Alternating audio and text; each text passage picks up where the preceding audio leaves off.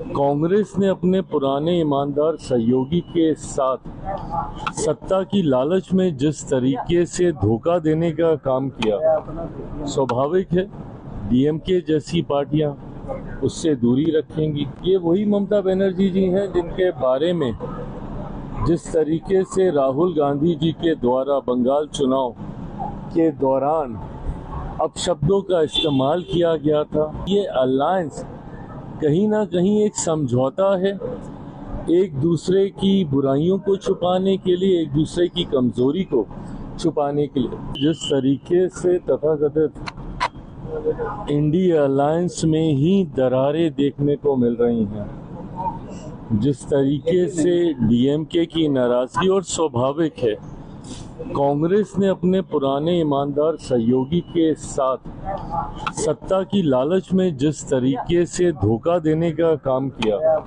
स्वाभाविक है डीएमके जैसी पार्टियां उससे दूरी रखेंगी। ताज्जुब तो मुझे ममता जी का है कि जिस उत्साह के साथ ममता जी इस बार इंडिया अलायंस की बैठक में हिस्सा लेने के लिए एक दिन पहले ही वहां पर उपस्थित हो गई हैं। ये वही ममता बनर्जी जी हैं जिनके बारे में जिस तरीके से राहुल गांधी जी के द्वारा बंगाल चुनाव के दौरान अपशब्दों का इस्तेमाल किया गया था, उनके भ्रष्टाचार, उनकी पार्टी के द्वारा हिंसा को बढ़ावा देने का आरोप तक लगाया गया था, उसके बावजूद आज वो जिस तरीके से पहुंची हैं, ये दर्शाता है कि ये अलायंस कहीं ना कहीं एक समझौता है, एक दूसरे की बुराइयों को छुपाने के लिए, एक दूसरे की कमजोरी को छुपाने के लिए, और इसीलिए कभी भी ये अलायंस सफल नहीं हो पाया। आज पुनः ये लोग एक बार बैठ रहे हैं रणनीतियों को तय करने के लिए, बट इतिहास गवाह रहा है कि जब जब अलायंस को एकजुट रहने की ज़रूरत थी तो अपने लालच में इन लोगों ने एक दूसरे को ही धोखा देने का काम किया है। तो ऐसे में ऐसी बैठकों के कोई मायने नहीं रहते। जा रही है दिल्ली में, क्या कहेंगे? डीएमके और केजरीवाल ने दूरी बना ली है। देखिए, जिस तरीके से तथाकथित इंडिया अलायंस में ही दरारें देखने को मिल रही हैं, जिस तरीके से डीएमके की नाराजगी, और स्वाभाविक है कांग्रेस ने अपने पुराने ईमानदार सहयोगी के साथ सत्ता की लालच में जिस तरीके से धोखा देने का काम किया, स्वाभाविक है डीएमके जैसी पार्टियां उससे दूरी रखेंगी।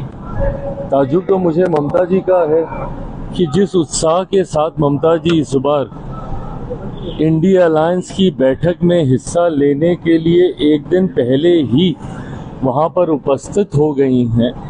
ये वही ममता बनर्जी जी हैं जिनके बारे में जिस तरीके से राहुल गांधी जी के द्वारा बंगाल चुनाव के दौरान अपशब्दों का इस्तेमाल किया गया था, उनके भ्रष्टाचार, उनकी पार्टी के द्वारा हिंसा को बढ़ावा देने का आरोप तक लगाया गया था, उसके बावजूद आज वो जिस तरीके से पहुंची हैं, ये दर्शाता है कि ये अलायंस कहीं ना कहीं एक समझौता है, एक दूसरे की बुराइयों को छुपाने के लिए, एक दूसरे की कमजोरी को छुपाने के लिए, और इसीलिए कभी भी ये अलायंस सफल नहीं हो पाया।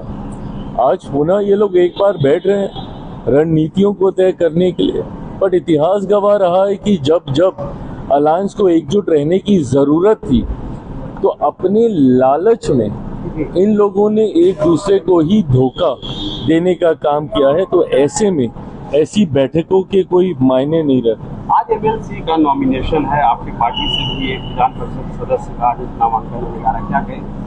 नहीं, देखिए, ये स्वाभाविक प्रक्रिया का हिस्सा है।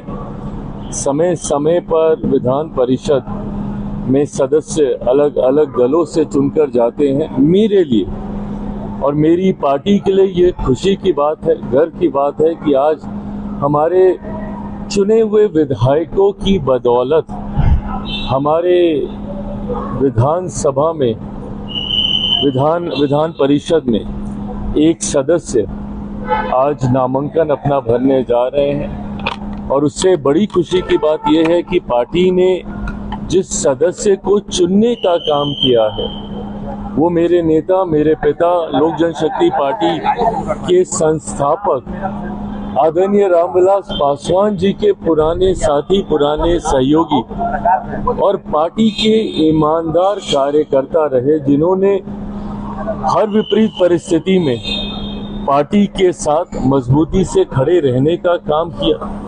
कभी पार्टी से कुछ मांगा नहीं, कभी पार्टी से कुछ उम्मीद नहीं रखी और निस्वार्थ पार्टी की वो सेवा करते रहे। आज ऐसे व्यक्ति को, अशरफ अंसारी जी को, पार्टी ने चुनकर विधान परिषद में भेजने का फैसला लिया है, जहां ये पार्टी के लिए यकीनन एक खुशी का लम्हा है, वहीं कार्यकर्ताओं के मनोबल बढ़ाने का लम्हा है।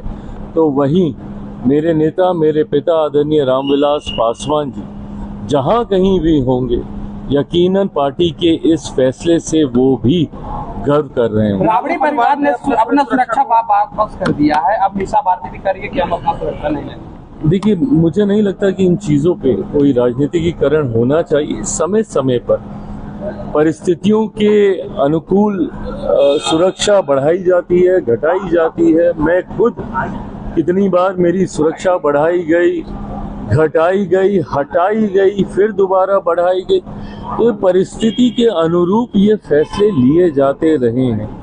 ऐसे में जो सुरक्षा आपको मुहैया कराई गई है, उसको पूरी तरीके से नकार देना ये भी उचित नहीं है। जिस भी श्रेणी की सुरक्षा आपको दी गई है, इस सोच के साथ दी गई है कि कल को किसी प्रकार की कोई अप्रिय घटना ना घटे, पर इसमें राजनीतिकीकरण इसका करते हुए पूर्णतः सुरक्षा हटा देना और सरकार के द्वारा जो भी सुरक्षा दी गई है उसको स्वीकार ना करना और इसको एक राजनीतिक रंग देना, मैं मानता हूँ ये उचित नहीं है। अनुभवी परिवार है, आज से नहीं दशकों से ये परिवार राजनीति में रहा है।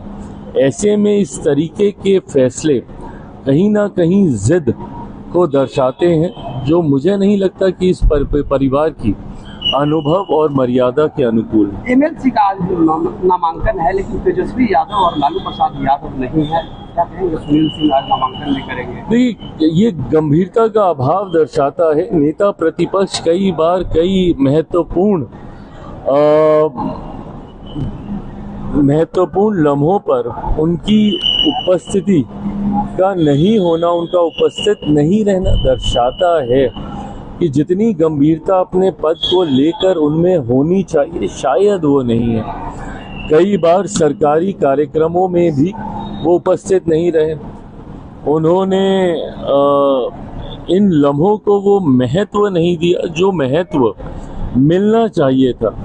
ऐसे में जब आज आप ही की पार्टी से एक सदस्य नामांकन भरने जा रहा है, आप स्वयं उपस्थित नहीं हैं, पार्टी के राष्ट्रीय कार्यकारी अध्यक्ष हैं, आदरणीय लालू जी के स्वास्थ्य की चिंता हम सभी को है, उनकी उपस्थिति नहीं भी है तो हम सब उसका सम्मान करते हैं। पर तेजस्वी जी का नहीं होना दर्शाता है कि वो आज भी अपने पद और राज्य की राजनीति को लेकर गंभीर नहीं है। सर, राहुल गांधी ने कहा है कि प्रधानमंत्री युवाओं को रील और पकौड़े तलने के लिए छोड़। देखिए, जिस तरीके से राहुल जी ने समय समय पर शब्दों की मर्यादा को गिराते हुए राजनीति को हल्के विषय के साथ जोड़ने का प्रयास किया है, ये कहीं ना कहीं उनके अनुभव की कमी को दर्शाता है। राजनीति में अपरिपक्वता को, उनका इमेच्योरिटी ये दर्शाने का ये काम करता है। ऐसे में ये तमाम बयानबाजी उसी दिशा में, आज की तारीख में जब देश में इससे ज़्यादा महत्वपूर्ण और गंभीर विषय हैं जिनको विपक्ष होने के नाते उनको रखना चाहिए और सरकार होने के नाते, सत्ता पक्ष होने के नाते हम सब की नैतिक जिम्मेदारी है कि हम उसका जवाब दें और हम लोग जवाब देंगे भी। पर जब वो स्वयं बातों को इतना हल्का कर देते हैं तो दर्शाता है कि वो खुद ही गंभीर विषयों को लेकर गंभीरता नहीं रखते।